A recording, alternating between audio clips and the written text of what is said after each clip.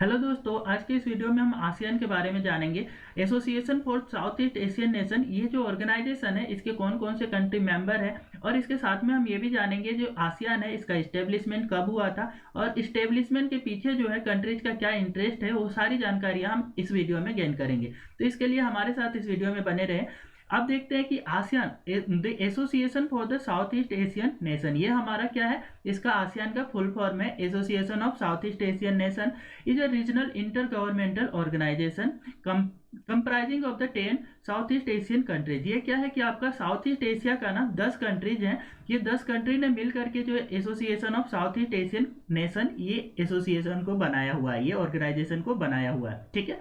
Which promote the inter governmental cooperation, ये क्या करता है, गवर्नमेंट टू गवर्नमेंट के बीच में क्या है, आपका कोऑपरेशन को, इंटर गवर्नमेंटल कोऑपरेशन को बनाने का काम करता है कि कैसे एक कंट्री जो है दूसरे कंट्री के साथ में आपका कोऑपरेट करे आसियान मेंबर में, ठीक है, with in ASEAN member. Facilitate the economic and political security, military, educational, socio cultural integration among its member. ये क्या है कि इकोनॉमिक कोऑपरेशन पे कैसे ध्यान देना है, ठीक है, कैसे इंटर गवर्नमेंटल लेवल पे आपका है, गवर्नमेंट टू गवर्नमेंट लेवल पे, इकोनॉमिक लेवल पे एक दूसरे के साथ कोऑपरेट करे, इसके साथ में पॉलिटिकल लेवल पे कैसे एक दूसरे के साथ में कोऑपरेट करे, सिक्योरिटी लेवल पे क्या क्या कोऑपरेशन बन सकता है इंटर गवर्नमेंटल लेवल पे, वो सारी चीजें ये डिस्कस करते हैं। साथ में मिलिट्री लेवल पे क्या हो सकता है कोऑपरेशन, साथ में एजुकेशनल लेवल पे, सोशियो कल्चरल लेवल पे और इंटीग्रेशन लेवल पे, ठीक है, कि क्या आपके यहाँ पे पॉसिबल कोऑपरेशन है with in the ASEAN nation.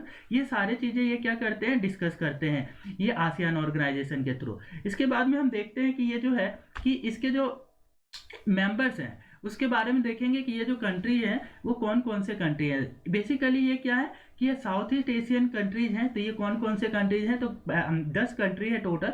इसमें से फर्स्ट आपका कंबोडिया ले ले, इंडोनेशिया सेकेंड, थर्ड आपका लाओस, फोर्थ मलेशिया, फिफ्थ आपका Myanmar, six Philippines, seven Singapore, eight Thailand, nine Vietnam, 10 Brunei. ये हमारे क्या है कि आपका 10 मेंबर कंट्रीज है। तो हमें ये भी याद रखनी है कि टोटल नंबर ऑफ मेंबर कितने हैं हमारे आसियान में, तो टोटल 10 है। Cambodia, Indonesia, Laos, Malaysia, Myanmar, Philippines, Singapore, Thailand, Vietnam, Brunei, ये हमारे क्या है मेंबर कंट्रीज है। इसके बाद में हम देखते हैं कि ये जो आपका आसियान है इसके जेनेसिस के बारे में देखते हैं कि ये जो आपका स्टेब्लिशमेंट इसका कैसे हुआ है, इसकी शुरुआत कहाँ से होती है। तो इसकी स्टेब्लिशमेंट की शुरुआत आपका 1967 में क्या होता है, मीटिंग होती है।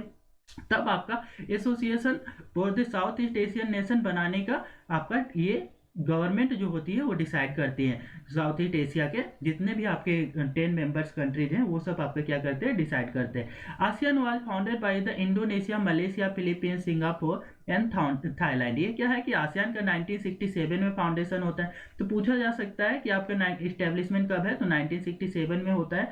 और इसके जो मेंबर कंट्रीज हैं वो कौन कौन से हैं, तो इंडोनेशिया है, मलेशिया है और फिलीपींस है, सिंगापुर है, थाईलैंड है। ये आपके क्या है, फाउंडिंग मेंबर्स है ना।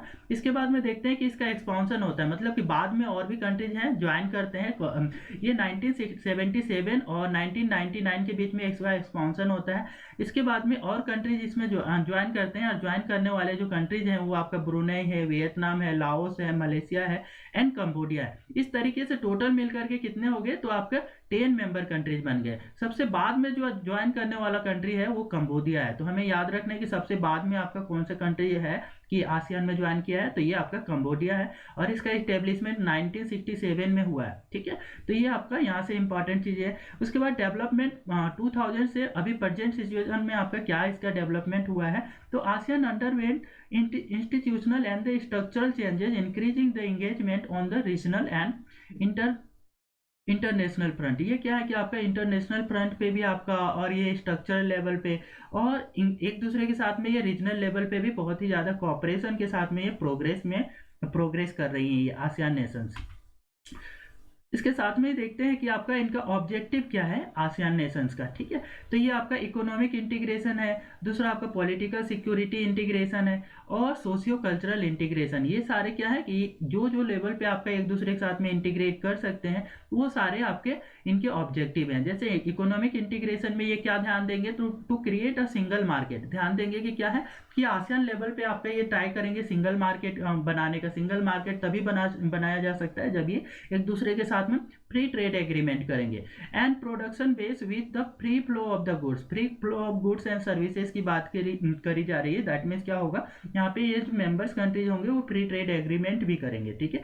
And investment among the members nation, और ये क्या करेंगे, एक दूसरे की कंट्रीज पे आपका इन्वेस्टमेंट पे भी ध्यान देंगे, ठीक है। Political security integration, political level पे आपका क्या है, सिक्योरिटी लेवल पे इंटीग्रेशन कैसे करेंगे, तो to ensure the regional peace and stability, promote cooperation and resolve conflict peacefully. ये क्या करते हैं कि एक कंट्री का दूसरे कंट्री के साथ में कोई कॉन्फ्लिक्ट है तो वो क्या करेंगे, पीसफुली एक दूसरे के साथ में आपका डिस्कशंस करके और आर्बिट्रेशन के थ्रू आपका जितने भी मैटर्स होंगे वो सॉल्व करने की कोशिश करेंगे। पॉलिटिकल लेवल पे और सिक्योरिटी लेवल पे ये इस लेवल पे आपका इस तरीके से इंटीग्रेट करेंगे एक दूसरे के साथ, ठीक है।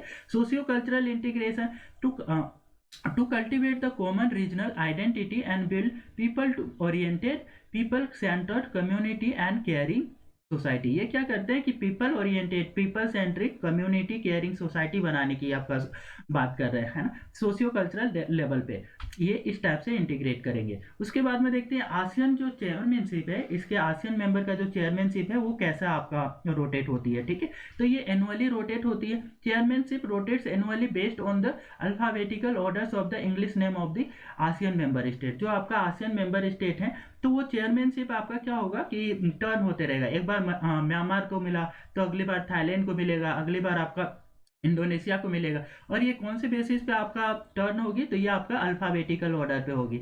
जो भी अल्फाबेटिकल ऑर्डर में पहले आएगा उसके बाद में जो सेकंड नंबर का आपका जो लेटर्स आएगा तो ये आपका उस बेसिस पे क्या होगा, चेयरमैनशिप इनका एनुअली रोटेट होता है। लीडरशिप रोल, जो ये आपका जो चेयरमैन है उनका क्या काम होता है, तो इनका रोल आपका लीडरशिप का होता है। Leading ASEAN meeting in the event through out the year, साल भर में जितने भी मीटिंग्स होगी ना आसियन मेंबर्स की, उनके सारे मीटिंग्स में ये चेयरमैन क्या करेगा, लीडिंग रोल करेगा। उसके साथ में देखते हैं इंटरनेशनल डिप्लोमेसी, ये क्या करेंगे, इंटरनेशनल लेवल पे जो भी आपका डिप्लोमेसी मेंटेन करनी है आसियान के साथ तो ये आपका चेयरमैन डिसाइड करेगा कि कौन सी कंट्रीज के साथ में हमारा कैसी रिलेशन बना के रखनी है। जैसे इंडिया को आपका क्या करना है आसियान के साथ में एज ए पूरी ऑर्गेनाइजेशन, आसियान के जितने भी मेंबर्स हैं उनके साथ में डील करना है, तो क्या करेंगे, किससे डिस्कशन करना पड़ेगा, तो ये आसियान के जो चेयरमैन होंगे उनसे डिस्कशन करना पड़ेगा। इस तरीके से ये क्या है, चेयरमैनशिप का जो आपके चेयरमैन बने रहते हैं उनका ये रोल होती है ये सारी चीजों में। इसके बाद हम समझते हैं कि जो है स्ट्रेंथ क्या है आपका आसियान नेशंस का, ठीक है। इनकी ताकत क्या है, तो इनकी स्ट्रेंथ है आपका डाइवर्स इकोनॉमी। ये क्या है कि इनकी इकोनॉमी है किसी एक चीज पे बेस्ड नहीं है, ये डिफरेंट चीजों पे आपका बेस्ड होती है। और इनकी इकोनॉमी डिफरेंट कंट्री की डिफरेंट आपकी इकोनॉमी डिफरेंट वर्क पे बेस्ड है। इस तरीके से इनकी इकोनॉमी बहुत ही ज्यादा डाइवर्स है। Boosting A combined GDP of approximately 3 trillion US dollar. ये क्या है, एक साथ आपका 3 ट्रिलियन यूएस डॉलर के इनकी टोटल आपका जीडीपी है। And strong trade relation with the major economies, ये क्या है कि इनका आसियान कंट्रीज का मेजर इकोनॉमीज के साथ में एक स्ट्रॉन्ग ट्रेड रिलेशंस भी है। जैसे यूएसए हो गया, यूके हो गया, इंडिया हो गया, इनके साथ में एक अच्छी क्या है कि इनकी इकोनॉमिक रिलेशनशिप है। जियो पॉलिटिकल इंपॉर्टेंस की बात करें तो ये क्या है, strategically position play a significant role in the ASEAN Pacific region. ये क्या है, एशिया पैसिफिक रीजन में ये कंट्री है, जियोपॉलिटिकली ये बहुत ही ज़्यादा इंपॉर्टेंट रीजन है जहाँ से बहुत ही ज़्यादा क्या है ट्रेड रूट से आपका ट्रेड के शिप से पास होते हैं। तो इस तरीके से ये जियोपॉलिटिकली ये भी ये आसियन नेशन है वो बहुत ही ज़्यादा आपका क्या है इंपॉर्टेंस रखते हैं। उसके बाद कल्चरल डाइवर्सिटी भी आसियन नेशंस में बहुत ही ज़्यादा पाया जाता है। Rich in cultural heritage traditions offering unique tourism experiences. ये क्या टूरिज्म प्लेसेस भी है यहाँ पे, सिंगापुर हो गया, इंडोनेशिया हो गया, ठीक है, मलेशिया हो गया, ये सब आपके क्या है कि आपका टूरिज्म प्लेसेस भी हैं। तो इस तरीके से क्या है कि आपका कल्चरल डाइवर्सिटी की बात करें तो ये क्या कल्चरल हेरिटेज भी है यहाँ पे और ट्रेडिशंस भी आपका है। उसके साथ में ये क्या है यूनिक क्वालिटी की टूरिज्म प्लेसेस भी है इन जगहों पे। तो ये सारी चीजें हैं, इनकी स्ट्रेंथ है। उसके बाद में देख रहे हैं कि चैलेंजेस इनके सामने क्या है, विद इन आसियन नेशन में आपका कौन कौन सी चैलेंजेस इनको फेस करनी पड़ रही है। तो इकोनॉमिक डिस्पैरिटी देखते हैं कि कोई सी कंट्री क्या है 10 नेशन में से कोई सा डेवलप है, कोई आपका क्या है कम डेवलप है। तो ये इकोनॉमिक डिस्पैरिटी है, तो क्या करना होता है, इनको एक दूसरे के साथ में बैलेंस करना पड़ेगा ये चीज को। ये इनकी पहली चैलेंज है। तो एक दूसरे के साथ में ये कैसे कोऑपरेट करते हैं, ये इनकी पहली चैलेंज आएगी, ठीक है। Level of the economic development among the member countries के बीच में क्या अलग अलग टाइप्स के आपका डेवलपमेंट है। Create challenges for the economic integration, जिससे क्या है इनको एक दूसरे के साथ में इंटीग्रेट करने में कोऑपरेट करने में आपका चैलेंजेस क्रिएट करता है। रिसोर्स मैनेजमेंट में देखते हैं क्या issues related to the natural resources management in the environment concerns across the region. ये क्या है कि आपका है कि पूरे इस रीजन में आसियान नेशंस में है ना जितने रिसोर्सेज हैं उनको एक प्रॉपर मैनेज करना by balancing with the environment को बैलेंस करके, ये आपका क्या है इनके लिए भी एक चैलेंज है। इसके साथ में देख रहे हैं पॉलिटिकल डिफरेंस है, डिफरेंट कंट्री में आपका different kind of the political situation है। जैसे म्यांमार में आपकी क्या है मिलिट्री जनता का आपका रूल है। इस टाइप से आपका क्या है कि अलग टाइप्स के कंट्रीज में वहीं पे आपका विद इन नेशंस में ही बहुत टाइप्स के आपके डिफरेंट काइंड की पॉलिटिकल सिचुएशन है। तो ये एक दूसरे के साथ में किस तरीके से ये कोऑपरेट कर पाते हैं, ये इनका आपका क्या है एक चैलेंज हो जाएगा। Different political system ideologies among the members state present the challenges in the consensus building। ठीक है, ये कंसेंसस बिल्डिंग में एक दूसरे की राय को आपका क्या है एग्री करने में ये क्या होगा इनके बीच में आपका की प्रॉब्लम क्रिएट होती है पॉलिटिकल डिफरेंसेस के कारण।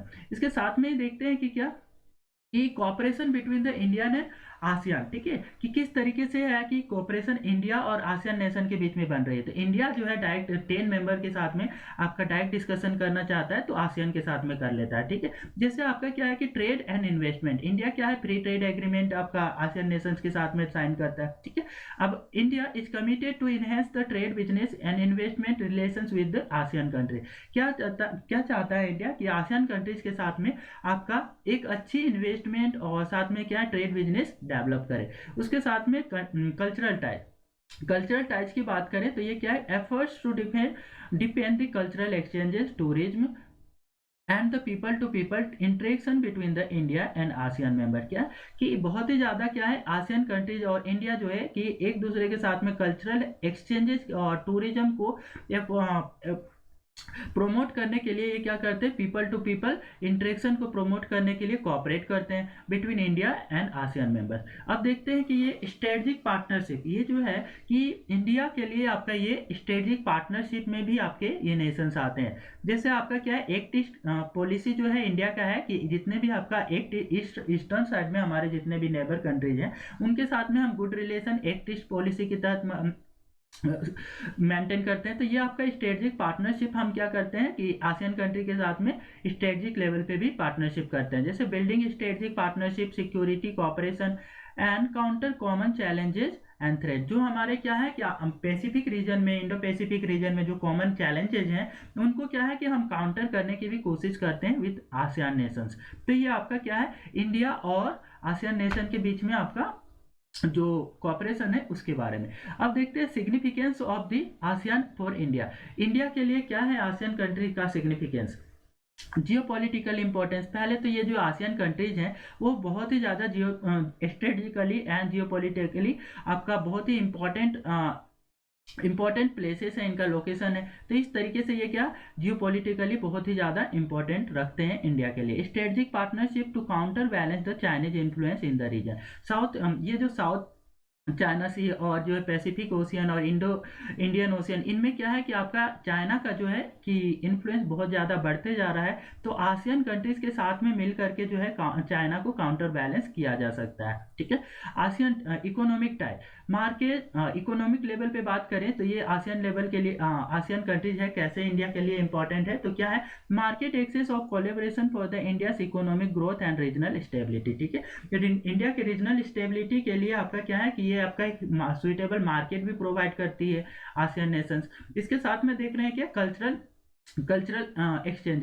एक्सचेंजेस में क्या क्या है यहाँ enhance the cultural understanding and the people to people contact between the India and ASEAN. क्या है कि पीपल टू पीपल कांटेक्ट हम बढ़ाने की कोशिश करते हैं। इसके साथ में जो है कि कल्चरल एक्सचेंजेस करते हैं। ये तो आपका क्या है कि एंशियंट हिस्ट्री के टाइम से ही चलते आ रहा है, एंशियंट इंडिया के टाइम से ही चलते आ रहा है कि चोला डायनेस्टी क्या करती थी कि आपका साउथ ईस्ट एशियन नेशन के साथ में आपका ट्रेड किया करती थी और उसी टाइम से आपका क्या है कल्चरल एक्सचेंजेस हमारा आसियान कंट्रीज के साथ में इंडिया का चलते आ रहा है।